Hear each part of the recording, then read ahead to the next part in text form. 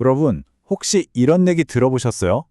모두가 일본 여행 안 갈 때 항공사 직원들은 싼 티켓으로 일본에 몰래 갔다더라. 뭐 이런 얘기요. 한 뉴스 보도에서 시작된 논란인데 과연 이게 진짜일까요? 오늘 이 사건을 한번 따라가 보면서 우리가 매일 접하는 정보의 이면을 한번 들여다보겠습니다. 네, 모든 건 바로 이 질문에서 시작됐습니다.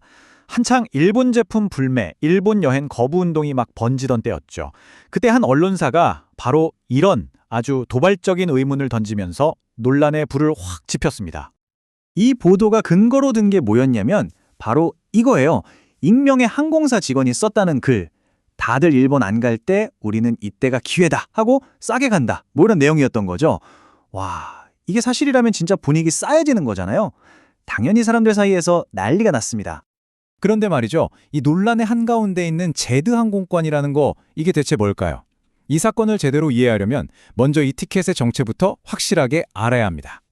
제드, 그러니까 GED 항공권은요. 항공사 직원들이 누리는 가장 큰 복지 혜택 중 하나로 꼽혀요. 여러 항공사들끼리 약속을 해서 우리 비행기에 빈자리가 있으면 다른 항공사 직원들이 아주 저렴하게 이용할 수 있도록 해주는 그런 제도입니다. 자, 이 표를 보시면 딱 감이 오실 거예요. 이 제드 항공권은요, 진짜 꿈이면서 동시에 완전 도박이에요. 보세요. 할인율이 최대 90%? 이건 뭐 거의 공짜 수준이니까 완전 꿈의 티켓이죠. 근데 치명적인 단점이 있어요. 자리가 있어야 탄다는 거. 만약에 만석이면 그냥 못 타는 거예요. 그러니까 여행 내내 나 비행기 탈 수 있을까? 하고 마음 졸여야 하고 운 나쁘면 진짜 국제 미아되는 거죠. 완전 하이 리스크, 하이 리턴인 셈입니다. 어떤 분이 제드 여행 블로그에 남긴 이 한마디가 모든 걸 말해줍니다. 싼 게 비지떡이다. 맞아요. 그냥 싼 티켓이 아닌 거죠. 항상 좌석 걱정에 마음을 졸여야 하는 그런 티켓이라는 겁니다. 그래서 이걸 제대로 쓰려면요. 거의 뭐 생존 가이드 수준의 준비가 필요해요. 혹시 비행기 못 탈 때를 대비해서 플랜 B는 필수고요. 현지에서 발이 묶일 수도 있으니까 여윳돈도 챙겨야 하죠. 심지어 공항 카운터 문 열자마자 달려가서 대기표 1번을 받아야 그나마 탈 확률이 좀 올라간대요. 진짜 보통 일이 아니죠. 자, 이제 제드 항공권이 어떤 건지 대충 감이 오시죠? 그럼 다시 맨 처음 논란으로 돌아가 보죠. 과연 그 보도와 실제 진실 사이에는 어떤 차이가 있었을까요? 그 뉴스가 나가고 나서요, 해당 항공사의 노동조합에서 바로 반박을 하고 나섰습니다. 한마디로 그거 사실 아니다라고 이의를 제기한 거죠. 그러면서 노조가 딱 내놓은 결정적인 증거가 바로 이 숫자였습니다. 2019년 여름, 그러니까 논란이 됐던 바로 그 시기에 일본으로 가는 제드 항공권 신청 건수를 봤더니 전년도 같은 기간보다 오히려 23%나 줄었다는 거예요. 보도 내용이랑은 완전히 반대였던 거죠. 자, 그럼 정리를 한번 해볼까요? 언론은 직원들 엄청 몰렸다라고 주장했는데 노조가 데이터를 딱 까보니까 어땠어요? 오히려 23%나 줄었다는 거죠. 완전히 반대잖아요. 결국 언론사에서 노조의 주장을 실어주는, 그러니까 반론 보도를 내면서 이 사건은 일단락됩니다. 그런데 여기서 궁금한 게 생기죠. 이렇게 한번 잘못 나간 뉴스는 어떻게 바로잡을 수 있었을까요? 이 사건을 계기로 우리나라에 있는 아주 중요한 제도 하나를 소개해 드릴게요. 바로 언론중재위원회라는 곳입니다.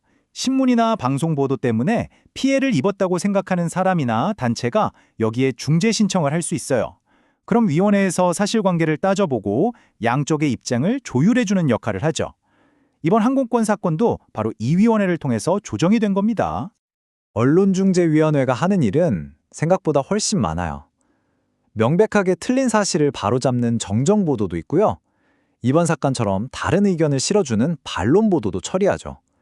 돈 문제, 그러니까 손해배상 청구도 다루고 사생활 침해나 기사 좀 내려달라는 요청 같은 것도 다 여기서 관리합니다. 실제 사례를 몇 개만 빨리 볼까요? 어떤 방송사에서 보조금 비리 뉴스를 내보내면서 내용이랑 전혀 상관없는 요양원 건물을 자료화면으로 쓴 거예요. 억울하잖아요. 그래서 위원회에서 저 요양원은 이 뉴스랑 관련 없습니다 라는 공지를 띄우라고 조정을 했습니다. 또 이런 일도 있었어요. 중재위원회에서 양쪽 의견이 달라서 조정이 안 됐는데 이걸 가지고 한 신문이 마치 조합 쪽 주장이 다 거짓말인 것처럼 기사를 쓴 거죠. 이것도 위원회에서 주장이 거짓이라서가 아니라 그냥 의견이 달랐던 것뿐이다 라고 바로잡는 정정보도를 내게 했습니다. 그리고 이 사례는 정말 중요해요. 어떤 어린이집 원장님이 아동학대 의심을 받는다고 보도가 돼서 엄청난 비난을 받았거든요. 그런데 나중에 검찰에서 조사를 해보니까 무혐의 처분을 받은 거예요. 위원회는 이 최종 결과를 알리는 추후 보도를 꼭 내라고 해서 첫 보도 때문에 망가졌던 명예를 회복할 기회를 줬습니다. 자, 오늘 우리는 할인항공권 이야기로 시작해서 언론 중재라는 제도까지 쭉 살펴봤습니다. 이게 전혀 다른 얘기 같지만 사실은 하나의 아주 중요한 메시지로 딱 연결이 됩니다. 핵심은 바로 이거예요.